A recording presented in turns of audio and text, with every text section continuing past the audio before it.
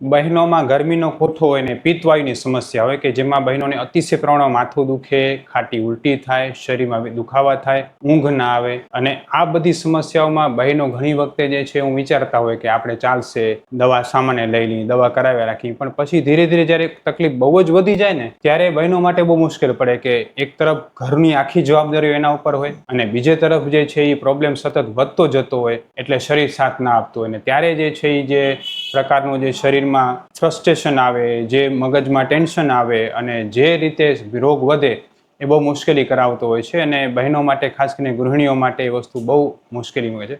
આજે એવા જ એક ગૃહિણી મારી સાથે છે કે જેમને આયુર્વેદ સારવાર અપનાવી, માત્ર અપનાવી નહીં પણ એમણે આયુર્વેદને જીવ્યું અને આજે લગભગ જે છે 6 થી 7 મહિનાથી રેગ્યુલર મેડિસિન કરવાથી એમના શરીરમાં શું ફેરફાર થયો, એમને પિત્તવાયુ અને ગેસની સમસ્યા કેટલી ઓછી થઈ અને એ આપણી સામે રજૂઆત કરવા માટે એમને કઈ રીતે જે છે એ કેટલી મુશ્કેલીઓ પડી કે જેને કારણે એમને અલગ અલગ દવાઓ લેવી પડી હોય, બધી જ આપણે વાત સાંભળશું.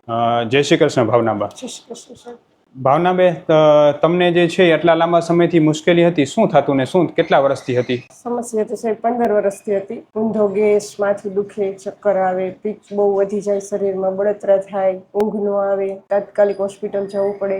બરાબર. પછી ઇન્જેક્શન આપે તો વળી સારું થઈ જાય, વળી પાછું 2-3 દિવસ થાય, વળી પાછું શરૂ થઈ જાય. ને આવું 15 વર્ષથી સતત દવા ચાલુ? જી સાહેબ, 15 વર્ષથી તકલીફ હતી. તો લગભગ આપણે જે છે એ બેન કેટલા ડોક્ટરને મળ્યા શું આશરે? ઘણા ડોક્ટરને એમ તો કહી શકી તો ઘણા, પણ 6-7 ડોક્ટર મોટા ને બતાવી છે સાહેબ. બરાબર. કયા કયા ગામે મળ્યા છો તમે લગભગ? જામનગર, રાજકોટ, અમારે ત્યાં મોરબી, પછી અમારે અહીંયા ફેમિલી ડોક્ટર છે, એને તો રેગ્યુલર જવું જ પડતું એમને. ક્યાંથી આવો છો તમે?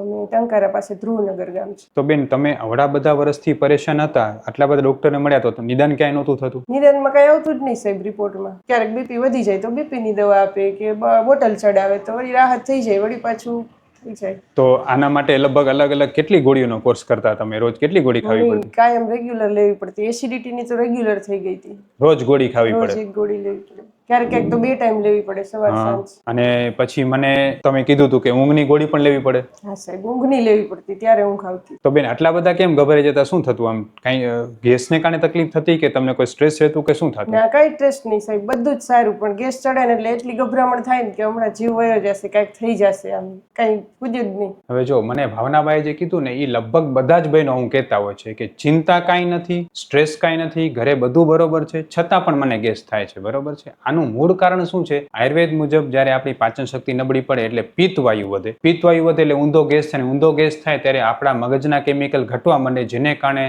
નાનામાં નાની વસ્તુમાં ચિંતા વધારે થઈ. એવું થાય? વસ્તુ ખાલી એટલી હોય પણ તમને એવડી મોટી દેખાય, એવું થાય ને? હા, એવું થાય. એમ થાય કે હમણાં જીવ વયો જશે, એવું થઈ જાય. બરાબર. પછી ક્યારેક પછી સીધું હોસ્પિટલ ભાગવું પડે ને? કેટલી વખત રાતે 3 વાગે જવું પડે ઇમરજન્સીમાં. ઇન્જેક્શન લેવડાવવા? ઇન્જેક્શન લઈ એટલે સારું થઈ જાય, મગજ શાંત થઈ જાય, ગોળી આપે એટલે. બાકી થઈ જતું એવું. એવું મહિનામાં કેટલી વાર જઈ આવતા શું આશરે? મહિનામાં ક્યારેક તો સાહેબ 3 વાર જવું પડે. ઓહો, દર 10 દિવસે એક વખત?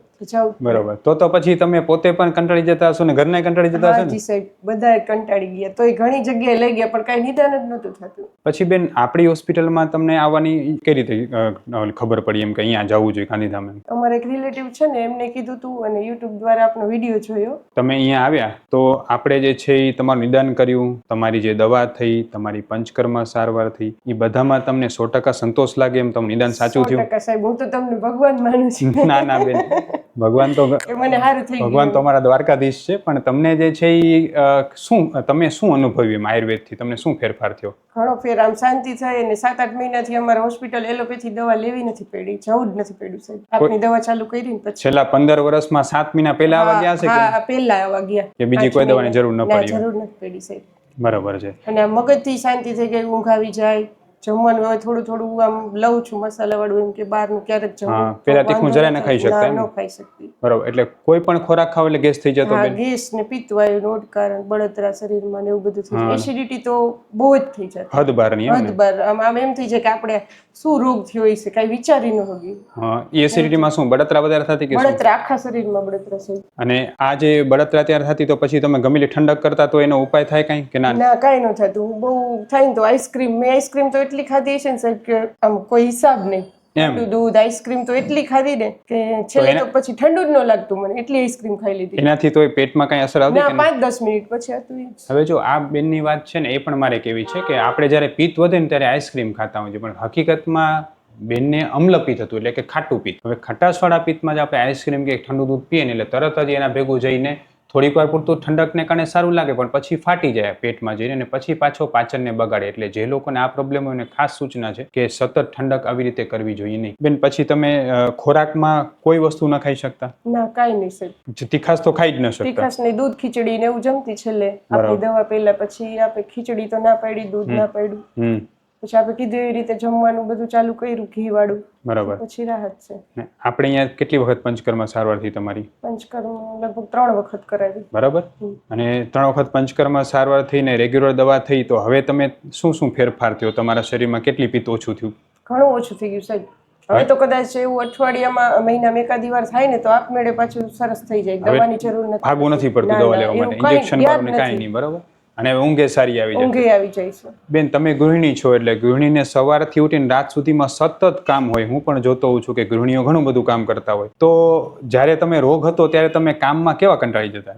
બહુ કંટાળી જતા સાહેબ. નબળાઈ આવી જતી, ઉલટી ને એવું થાય ત્યારે બીપી લો થઈ જતું, નબળાઈ. અને હવે તો એવું કાંઈ થાક લાગતો જ નથી. ચાલવા જાઉં છું, 1-2 કિલોમીટર ચાલી. 1-2 કિલોમીટર ચાલી પણ શકો છો આરામ? બધું કામ કરી લે. પેલા કેવો થાક રહેતો? પેલા તો હાવ શરીરમાં સ્ફૂર્તિ જ નથી. પરાણે કામ કરવું? પરાણે મને એમ થાય કે મને કેવો રોગ થઈ ગયો છે એવું હતું મગજમાં, શક્તિ જ નથી. અને બહુ ચિંતામાં રહેતા એમ ને? બહુ ચિંતામાં. હું કઈ ચિંતા નહીં, પણ આ બસ આમ મગજ કામ ન કરતું. અને સ્કિન બધી કાળી થઈ ગઈ હતી, આખું શરીર કાળાશ પડતું થઈ ગયું. એ પછી આપણા દવા પછી એ પણ પછી તો ઘણું સારું થઈ ગયું, 80% સારું થઈ ગયું. બધા મને એમ કહે છે કે આ તમે શું દવા લ્યો છો, આખો ફેર પડી ગયો, એમ પેલા જેવું થઈ ગયું શરીર, પેલા કરતા સુધરી ગયું. હવે જો આમાં ખાસ હું તમને સમજાવવા માંગુ છું.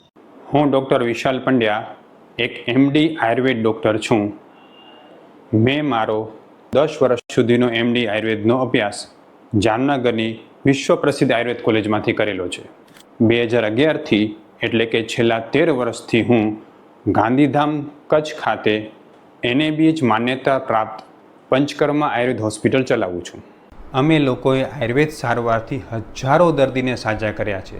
તેના વિડીયો રિવ્યૂ અમારા આ જ ફેસબુક, ઇન્સ્ટાગ્રામ કે યુટ્યુબ ચેનલ ઉપર છે, જે જરૂર જોવા અને જાણો કે કેવા જૂના રોગો કેટલા ઝડપથી સાજા થયા છે. અમે 2 રીતે સારવાર કરતા હોઈએ છીએ. સૌથી પહેલાં તો કચ્છ કે એની આસપાસના દર્દીઓએ હોસ્પિટલમાં રૂબરૂ બતાવવા માટે આવવું, અને બીજું કચ્છથી દૂર રહેતા દર્દીઓ માટે ઘર બેઠા ઓનલાઈન દવા પણ મંગાવી શકે છે. વધુ માહિતી માટે નીચેના નંબર ઉપર હાય લખીને વોટ્સએપ કરો, એટલે તમને ફીસ કેટલી છે, કોર્સ કેટલો કરવો પડશે વગેરે માહિતી વોટ્સએપમાં મોકલી આપશું. ભાવનાબાને 12 થી 15 વર્ષ લાગે આયુર્વેદમાં પહોંચવા માટે. જો એમને આયુર્વેદની આ વસ્તુ વહેલી ખબર હોત એને કેટલું સારું થયું હોત. ભાવનાબા ખરેખર જે અત્યારે વિડીયો આપે છે ને એ હૃદયથી આપે છે, અને એમને ખરેખર જે પ્રોબ્લેમ હતો ને, હું પણ ઘણા બધા બહેનોને એવો પ્રોબ્લેમ, પણ બહેનો જનરલી થોડો સંકોચ અનુભવતા હોય કેમેરા સામે આવવા માટે. ભાવનાબાઈ જ હિંમત કરી. પહેલાં તો હું એમને એ સરાહના આપું છું કે એમને જે છે આ વસ્તુ લોકો સુધી પહોંચાડી. હજારો ગૃહિણીઓ માટે આ વસ્તુ સારી રહેશે, ને જેથી મને પણ એવું થાય છે કે ખરેખર આ વિડીયો જરૂરી હતો ગૃહિણીઓ માટે. બહેનો જે છે ને એ આખા પરિવારનું બેકબોન છે. હવે એમને માંદગી હોય એટલે આખા શરીર પરિવારમાં બધાને મુશ્કેલી થાય, બરોબર છે. અને બીજું કે એમણે જે કીધું કે પાચનની હકીકતમાં સમસ્યા પાચનથી શરૂ થઈ હતી, ધીરે ધીરે પાચન બગડતું ગયું, એટલી હદે પિત્તવાયુ થઈ ગયું કે કાંઈ પણ વસ્તુ ન ખાઈ શકે. બેન મને કહે છે કે હું આઈસ્ક્રીમ ખાતી તો થોડી વાર શાંતિથી, પાછી પિત્ત થઈ જતું. મતલબ કે પાચન એટલું બધું બગડી ગયું હતું. અને આપણે શું કર્યું? આપણે કોઈ જાતની દવાઓ વધારે નથી આપી. આપણે એ જ ફોકસ કર્યું કે બેનનું પાચન કેમ ઝડપથી સુધરે, પછી એવો ખોરાક કેમ ખબર પડે, અને પંચકર્મથી એનું શરીરનું પિત્ત ઓછું કર્યું. અને આજે આપણી સામે છે બેનનું રિઝલ્ટ. ભાવનાબા, તમે બીજી કોઈ જગ્યાએ દવાઓ લીધી, તમને ક્યાંય દવાઓ ગરમ પડતી? હાજી સાહેબ, ગરમ પડતી દવા. તમારો ગોઠો તો ગરમીનો છે, દવાઓ તમને ગરમ પડે. આપણી દવા ક્યારેય ગરમ પડી?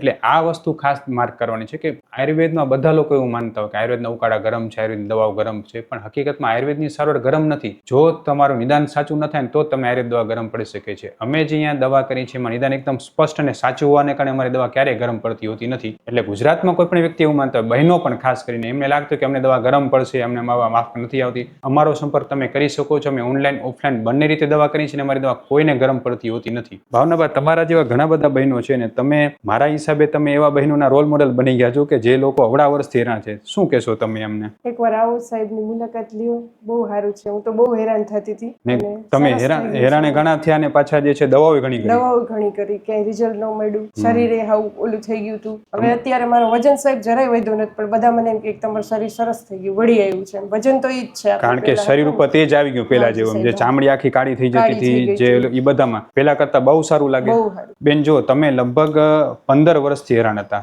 6-7 અલગ અલગ ડોક્ટર બદલ્યા હશે, રોજની કેટલી ગોળીઓ ખાતા હશો, કેટલા કોર્સ કરાવ્યા, દર મહિને 3 વખત તો તમારે ઇમરજન્સીમાં જવું પડતું, બરાબર? આપણી દવાથી જેટલો ફાયદો થયો ક્યાંય થયો છે? ના, ક્યાંય નહીં સાહેબ. એટલે તો કહું છું ને કે અહીંથી જ મન મટી ગયું. બરાબર છે. ખૂબ ખૂબ ધન્યવાદ બેન. અને તમારો આ જે વિડીયો છે એ બધા બહેનો માટે પ્રેરણારૂપ થશે આયુર્વેદમાં, બરાબર? તો આપણે ફેસબુક, ઇન્સ્ટાગ્રામ, યુટ્યુબમાં મૂકી શકીએ. હાજી સર. ખૂબ ખૂબ ધન્યવાદ. જય શ્રી કૃષ્ણ બેન.